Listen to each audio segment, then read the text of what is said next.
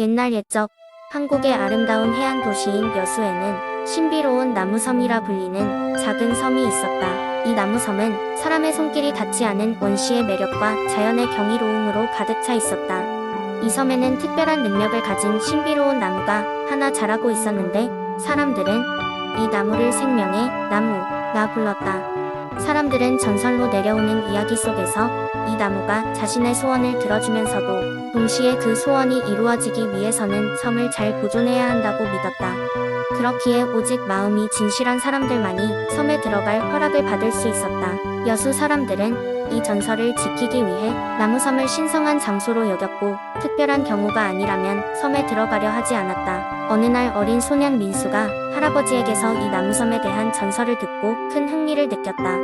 민수는 자연을 사랑하고 친구를 소중히 여기는 착한 아이였지만 한 가지 큰 걱정이 있었다. 그의 아버지는 바다에서 일하는 어부였는데 근래 들어 고기잡이가 잘 되지 않아 가족은 경제적으로 어려움을 겪고 있었다. 민수는 가족의 어려움을 도우려면 자신이 무언가를 해야 한다고 생각했다. 그리고 용기를 내어 생명의 나무에게 소원을 빌기로 결심했다. 민수는 소원이 이뤄진다면 섬의 자연을 어떻게 하면 더 좋은 방향으로 보존할 수 있을지도 고민했다. 그리하여 어느 맑은 날 아침 일찍 민수는 조용히 집을 나와 나무섬을 향해 배를 타고 떠났다. 섬에 도착한 민수는 아름다운 자연과 평화로운 분위기에 사로잡혔다. 그가 나무를 찾아가며 숲을 헤쳐나가는 동안 들판에는 들꽃들이 활짝 피어 있었고 새들은 즐겁게 노래하고 있었다. 드디어 민수는 섬의 중심에 자리 잡은 크고 웅장한 생명의 나무 앞에 이르렀다. 다소 긴장한 민수는 나무 앞에 서서 눈을 감고 조용히 속삭였다. 생명의 나무님, 저의 아버지가 더 많은 물고기를 잡아 가족을 부양할 수 있도록 도와주세요. 대신 저는 이 섬을 보호하기 위해 제가 할 수 있는 모든 일을 할 것을 약속드립니다. 라고 간절히 소원을 빌었다. 잠시 후 주위에 바람이 세차게 불기 시작하면서 나뭇잎들이 서로 부딪히며 민수에게 무언가를 전하듯 속삭였다. 민수는 그제야 생명의 나무가 그의 소원을 받아들였다는 것을 느꼈다. 고마움과 기쁨이 가득한 마음으로 민수는 안전히 고향으로 돌아왔다. 그 크루즈 보트는 항구에 도착하고 얼마 지나지 않아 민수의 아버지와 마을의 어부들은 놀라운 일을 경험하기 시작했다. 갑작스럽게 많은 물고기 떼가 여수 앞바다로 돌아왔고 그날 이후 수확은 전과 비교할 수 없을 정도로 풍성해졌다. 가족은 경제적인 어려움을 극복할 수 있었고 민수는 약속대로 나무섬을 보호하기 위해 친구들과 함께 환경 보호 활동에 적극적으로 참여하게 되었다. 이후로도 여수 사람들은 그 전설을 더욱 깊이 새기며 자연을 보호하기 위해 많은 노력을 기울였다. 그리고 시간이 흐른 현재까지도 나무섬의 생명의 나무는 그 자리에 굳건히 서 있으며 수많은 전설과 함께 전해 내려오고 있다. 두 번째 이야기. 옛날 옛적 한국의 경상북도 김천 지역에는 신비로운 연못이 하나 있었습니다. 이 연못은 항상 맑은 물이 차 있어 지나가는 사람들로 하여금 저절로 발길을 멈추게 했습니다. 마을 사람들 사이에서는 이 연못에 대해 여러 가지 전설이 전해졌습니다. 그 중에서도 가장 유명한 것은 바로 연못에 사는 용왕에 대한 이야기였습니다. 이 용왕은 하늘에서 내려와 연못에 자리를 잡고 김천 지역을 은밀히 지키고 있다는 것이었습니다. 용왕은 사람들에게 직접 모습을 드러내지는 않았지만 언제나 사람들의 안전을 살피고 있었고 마을에 큰 재난이 닥칠 때마다 도움을 주었다고 했습니다. 어느 해 김천 지역에 극심한 가뭄이 들었습니다. 논과 밭이 말라가고 사람들은 점차 지쳐갔습니다. 그때 마을의 가장 지혜로운 노인이 용왕에게 도움을 청해보자고 제안했습니다. 마을 사람들은 연못가에 모여 풍성한 음식을 차려놓고 용왕에게 가뭄을 해결해 달라고 간절히 기도했습니다. 그날 밤 마을의 한 젊은 농부가 꿈을 꾸었습니다. 꿈속에서 그는 웅장한 용을 만났고 그 용은 농부에게 이렇게 말했습니다. 내일 해가 뜨기 전까지 이 연못의 물을 마을 한가운데로 옮기도록 하라. 그러면 하늘이 마음을 돌려 비를 내려줄 것이다. 농부는 꿈에서 깨어나자마자 마을 사람들에게 이 꿈을 전했고 모두는 그의 말을 믿고 즉시 움직였습니다. 사람들은 함께 힘을 모아 연못에 물을 퍼 나르기 시작했습니다. 마침내 해가 뜨기 직전 그들은 연못의 물을 마을 광장에 가득 채웠습니다. 그리고 놀랍게도 하늘은 점점 어두워지더니 이내 비가 내리기 시작했습니다. 가뭄은 사라지고 마을은 다시금 풍요로움을 되찾게 되었습니다. 이 사건 이후로 김천 사람들은 해마다 한 번씩 이 영목가에 모여 용왕에게 감사의 제사를 올렸습니다. 그리고 언제나 용왕이 그들의 마음속에 남아 마을을 지켜주리라는 믿음을 가지게 되었습니다. 세월이 흘러도 김천의 신비로운 영목과 용왕의 전설은 아직도 사람들의 마음속에 살아남아 지역의 전통과 문화로 이어지고 있습니다. 세 번째 이야기, 옛날 산과 물이 어우러진 한국의 아름다운 화천 지역에 신비로운 겨울 호수가 있었다. 이 호수는 겨울이 되면 얼음으로 뒤덮여 마치 커다란 설원과도 같았으나 그 안에는 특별한 비밀이 숨겨져 있었다. 매년 겨울마다 이곳에 검은 백조가 찾아오는데 백조들은 호수의 얼음 밑에 잠긴 불빛을 찾아오는 것이었다. 화천 마을에는 용감한 소녀 은지가 살고 있었다. 은지는 호수 근처에 사는 할아버지에게 들은 전설이 늘 머릿속을 맴돌았다. 전설에 따르면 호수 밑바닥에는 오래전 한 마법사가 숨겨놓은 황금 구슬이 있다고 했다. 이 황금 구슬은 소원을 들어주지만 깨끗한 마음을 가진 자만이 구슬을 찾아낼 수 있다는 것이었다. 은지는 어느 겨울 자신의 소원을 이루고 싶어 호수의 비밀을 풀기로 결심했다. 그녀는 두꺼운 웃옷을 입고 손에 기운이 넘치는 작은 등불을 들고 호수로 향했다. 호수에 도착하자 은지는 얼음 위에서 웅크리고 있는 검은 백조들을 발견했고 백조들은 마치 은지를 기다렸던 것처럼 다가왔다. 은지는 성큼성큼 얼음을 걸으며 호수 한가운데로 향했다. 그곳에서 그녀는 얼음 밑으로 은은한 불빛이 비추는 것을 발견했다. 그녀는 조심스럽게 얼음을 깨고 그 아래로 손을 뻗어 구슬을 찾았다. 손끝에서 닿은 무언가, 그것은 바로 전설의 황금 구슬이었다.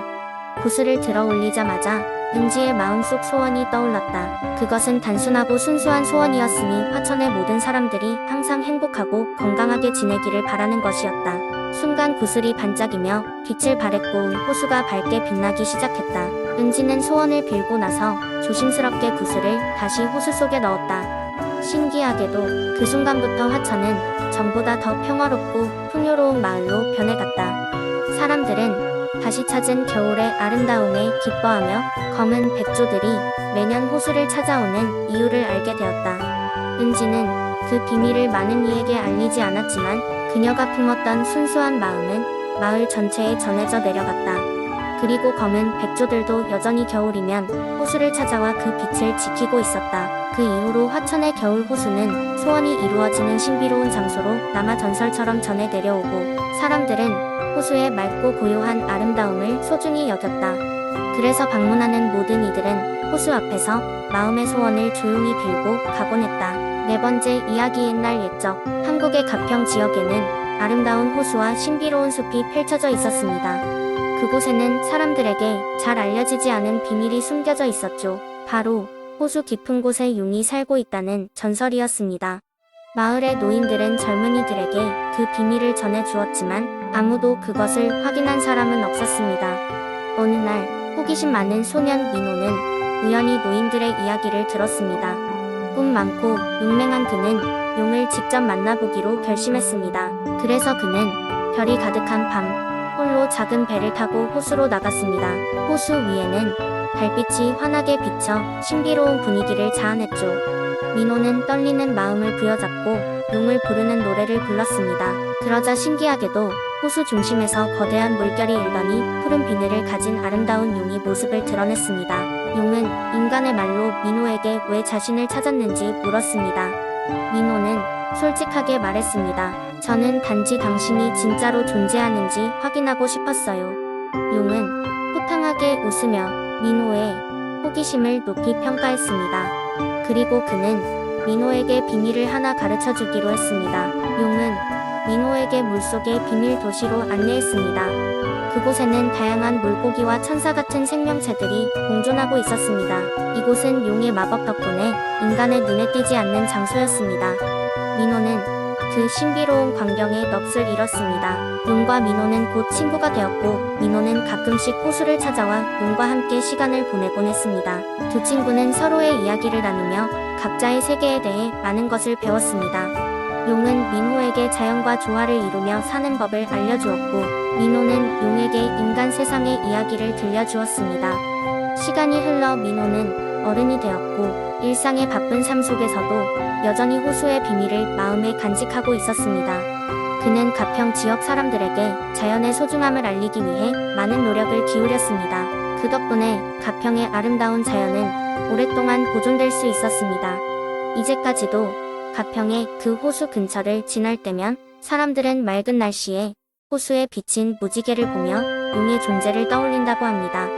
용과 민호의 우정 이야기는 가평 지역에서 오랫동안 회자되며 자연과 조화롭게 사는 것의 중요성을 일깨워줍니다. 다섯 번째 이야기. 옛날 옛적 전라남도 장흥의 깊고 푸른 산 속에 작은 마을이 있었다. 이 마을은 사계절 내내 평화롭고 아름다웠지만 마을 사람들은 산 깊은 곳에 숨어있는 신비로운 용의 전설을 항상 두려워했다. 용은 암흑의 시대의 용사가 되어 장흥을 지키고 평화가 돌아오면 다시 깊은 산속에 자신을 숨겼다고 전해진다. 그리고 그 용이 마지막으로 산속에 잠들고 나서는 산속에는 매년 한 번 은빛 꽃이 피어오른다고 했다. 마을 사람들은 그 꽃을 용의 숨결이라고 부르며 한 송이를 얻기 위해 해마다 밤이 되면 산길을 오르곤 했다. 하지만 오랜 시간이 흐르면서 이 전설과 용의 숨결꽃도 마을의 기억 속에서 조금씩 희미해져 갔다. 많은 이들이 용의 전설을 그저 옛 이야기에 불과하다고 여겼으며 꽃을 보겠다는 용기는 이내 사라졌다. 그러던 어느 날 마을에는 어린 소년 정수가 있었다. 그는 언제나 모험을 꿈꾸고 모든 것에 호기심을 느끼던 아이였다. 정수는 마을의 연로한 노인에게 전설과 꽃에 대한 이야기를 들었고 이에 큰 흥미를 느꼈다. 그는 어떻게 해서든 용의 숨결을 직접 보고 원하는 것이었다. 용기를 낸 정수는 어느 은빛 달이 뜬 밤 홀로 산의 정상으로 향했다. 어두운 숲길 속에서 빛나는 달빛이 그를 비춰주었고 정수는 그의 걸음을 조심스럽게 이어갔다. 시간은 얼마 지나지 않아 깊은 밤이 되었고 온통 검은 어둠이 그를 삼킬 듯이 덮여왔지만 정수는 포기하지 않았다. 그러던 중 정수는 문득 자신 앞에 펼쳐진 은빛 꽃밭을 발견하게 되었다.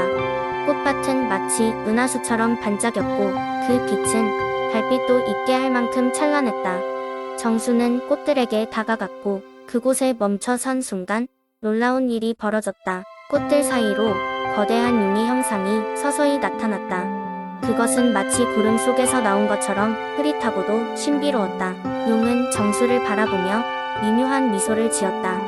두려움을 극복하고 이곳에 오다니 내 용기는 감탄할 만하다. 용은 고요한 목소리로 말했다. 내 마음속에 있는 순수한 열망과 용감함 그 혼의 숨결함이 이곳에 너를 데려왔다. 정수는 놀라며 물었다. 당신은 진짜 용인가요? 용은 고개를 끄덕였다. 내 이름은 서풍. 천세기를 이곳에서 지켜보며 장흥을 수호하고 있지. 서풍은 정수에게 3가지 소원을 들어주겠다고 했다. 정수는 당황했지만 주저없이 대답했다. 첫 번째는 마을에 평화가 이어졌으면 좋겠어요. 두 번째는 가족이 항상 행복했으면 좋겠어요. 세 번째로는 이 은빛 꽃밭을 모두가 볼 수 있었으면 좋겠어요. 용은 기쁘게도 그 소원을 들어주었고 은빛 꽃밭은 마을 사람 모두가 볼 수 있도록 산 아래까지 피어나게 되었다. 마을은 그 덕분에 더욱 번영했고 사람들의 웃음소리가 마을 곳곳에 울려 퍼졌다. 많은 시간이 흘러 장흥의 사람들은 은빛 꽃밭이 용의 존재를 증명하는 은혜로운 흔적임을 알게 되었다. 정수의 용기가 가져온 기적은 마을의 새로운 전설이 되었고 그 은빛 꽃밭은 평화와 소망의 상징으로 남게 되었다. 이 이야기는 지금도 장흥의 밤하늘을 수놓는 별들처럼 사람들의 가슴 속에 반짝이며 용기와 희망을 상기시키고 있다.